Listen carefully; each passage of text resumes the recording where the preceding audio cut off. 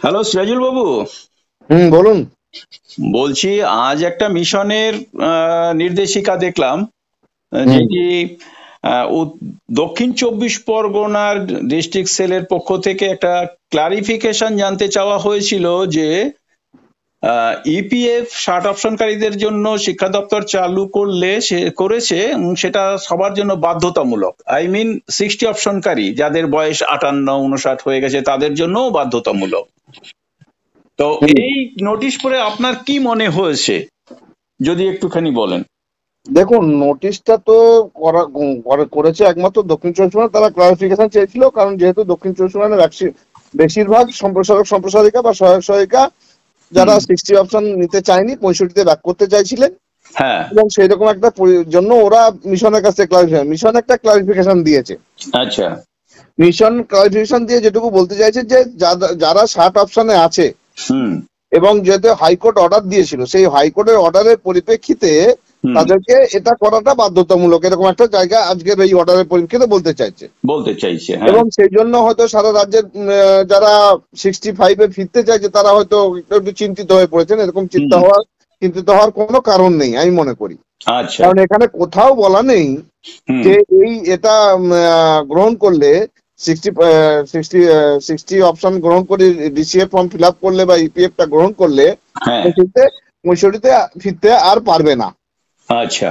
তার হুম। কারণ দেখুন, আর একটা জিনিস বলেছে এই অর্ডারের পরিপ্রেক্ষিতে, আমি তো মনে করি যে 65-দের জন্য দরজা খুলে গেল।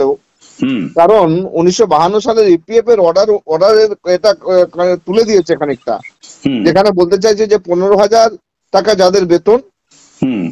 15,000 নিচে যাদের বেতন, এবং 20 জন যেখানে কাজ করে সেইখানে তাদেরকে ইপিএফ টা কম্পালসারি, হ্যাঁ। যেটা আমাদেরকে এতদিন বঞ্চিত করে রেখেছিল। হুম। এটা আগেই দেওয়া উচিত ছিল, হাইকোর্টে কেস করার দরকার ছিল না আমাদের।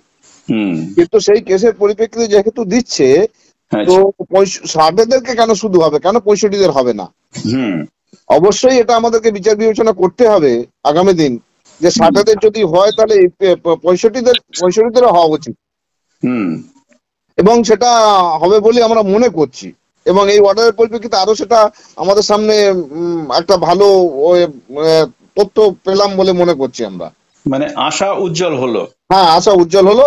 এবং এইখানেতে আরেকটা জিনিস বলে রাখি, অনেকে আমাকে প্রশ্ন করছে যে 15,000 টাকা স্যালারি হলেই কি তার বেশি যদি হয়ে যায় তাহলে কি ইপিএফ? হ্যাঁ, আপনি যখন শুরু করছেন, হ্যাঁ। আপনার যখন ইপিএফ শুরু হচ্ছে, তখন যেন 15,000-এর নিচে আপনার স্যালারিটা থাকে। 15,000-এর বেশি হলে আপনার ইপিএফটা শুরুই হবে না। শুরু হুম। হয়ে যাওয়ার পর আপনার স্যালারি বাড়লে সেখানে কোনো অসুবিধা নেই। হুম।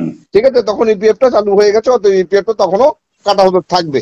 হ্যাঁ, এবং ওই 15,000 টাকার ওপরই কাটা হবে। হ্যাঁ, হ্যাঁ, কিন্তু বেতন এখানে 18,000 20,000 হলেও কোনো সমস্যা নেই। হ্যাঁ, এখানে কিন্তু একটা জিনিস, যেটা অনেকেই ভাবছেন যে হয়তো তাহলে আর 65-তে ফিরতে দেবে না, এরকম কোনো ব্যাপার নেই। 65-তে ফেরা না ফেরাটা আপনার নিজের উপর নির্ভর করবে এবং কোর্টের উপর নির্ভর করবে। হুম। একদম একদম একদম তাই না? একদম ঠিক আছে, আপনাকে হ্যাঁ, অনেক অনেক ধন্যবাদ। ঠিক আছে।